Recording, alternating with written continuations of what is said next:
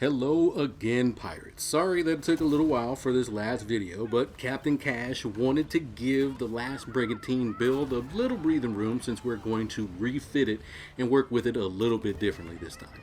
Our last build did not focus on the bullhorn perk that the ship comes with, and while we're not leaning into ramming other ships today, we are most certainly going for heavy flood damage, since this is something else that the bullhorn provides. So the Jewel of Erised is back on display again, and we are using the Phoenix Crest armor to protect our investment.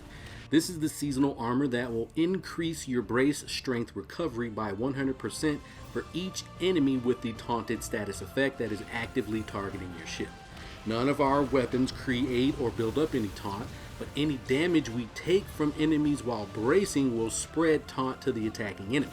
The Brigantine is a little bit easier to sink than most of the ships I use, so this is a very nice way to enhance our defenses. For weapons, we are going for those with flood damage, and some of the best weapons for spreading flood damage are torpedoes, at least in my opinion.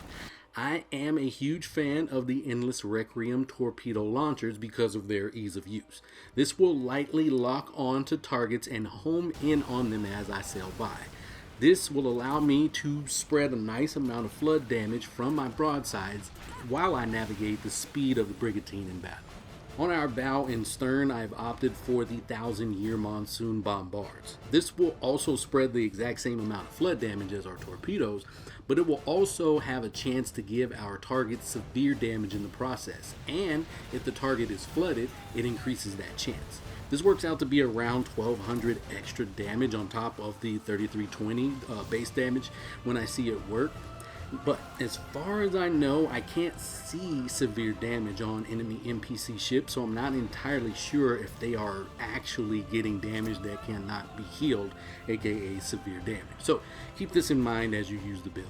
The final weapon that we have in the mix is our mine spring loader. This is another easy way to spring flood damage, similar to the torpedoes, but this gives us 3 different types of weapons that all have the flooding 2 perk on them, giving us plenty of outgoing flood damage.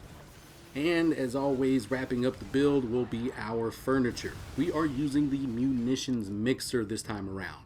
And this is a piece that I've actually been curious about for some time. I am a fan of spreading different effects in the game, but I generally want to take advantage of the full effect when it happens. This will reduce the damage dealt from flooding and ablaze effects. We're not using the blaze, but it's still reduced. But it will increase the time that ships are flooded or ablaze by 100%. So we do take a loss here, but we are getting far longer amount of time with these debuffs.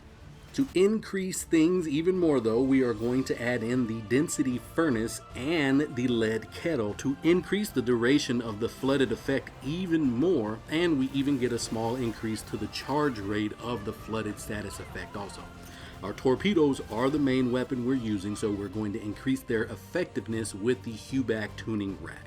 We get the trifecta here with increased range, increased arming distance, and increased projectile speed. And we're going to increase the range a little bit more because we're going to add in the torpedo furnace 1.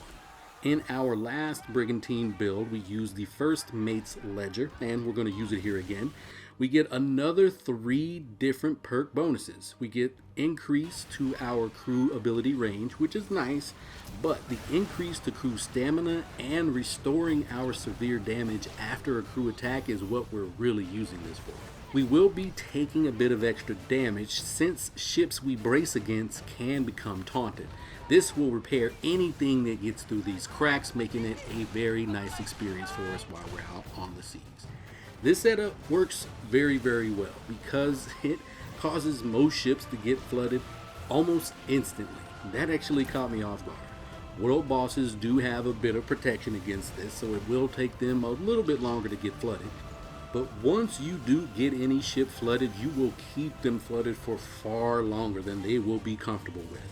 The speed of the Brigantine can help keep you out of danger while you're doing this, but if ships get a little too close, you do have a minefield that you can drop around yourself for protection.